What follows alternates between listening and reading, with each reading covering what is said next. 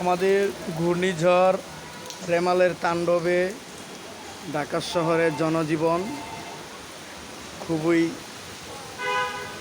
খারাপ অবস্থা। এই যে দেখেন, কোনো গাড়ি চলতেছে না আপাতত, গাড়ি যেখানেটা সেখানেই দাঁড়িয়ে আছে। তেমন একটা লোকজনও নাই, মনে হচ্ছে যে আসলে একদম ভীতিকর পরিস্থিতি আর কি। মোরালের যে গাছপালা, অনেক বৃষ্টি, বাতাস আসছে, হালকা হালকা বাতাস। এটা পরিস্থিতি ঢাকার জনজীবন।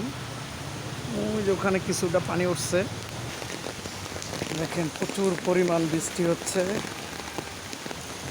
পরিস্থিতি রাস্তাঘাটের খুবই খারাপ অবস্থা। এই যে দেখেন বনানীর রাস্তায় পানি, পানির পরিস্থিতি দেখেন, মনে হচ্ছে জোয়ার আসতেছে আর কি।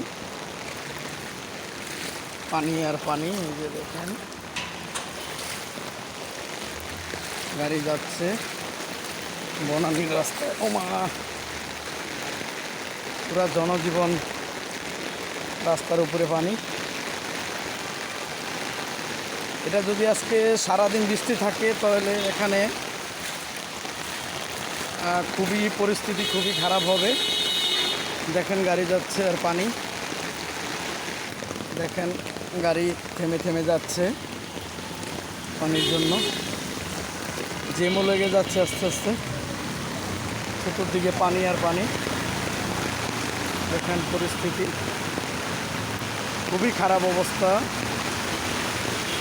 এটা যদি দুপুর নাগাদ থাকে তাহলে এই রাস্তাটা পুরোটাই ভরে যাবে পানি। দেখেন খুবই খারাপ অবস্থা।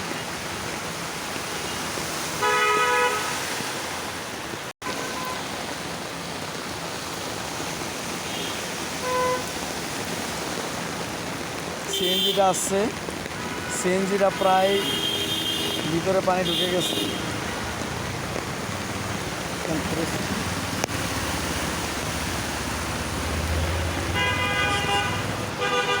আমার পাও কোন পর্যন্ত ডুবে গেছে। পরিস্থিতি খুবই খারাপ, দুঃখজনক আর কি। মোরালের যে তাণ্ডব, সেই তাণ্ডবের কিছু চিত্র আপনাদের দেখালাম। দেখেন অবস্থা, রাস্তার উপরে আরেকটু পরেই রাস্তার উপরে পানি উঠে যাবে। এটা হলো মোরালের তাণ্ডব।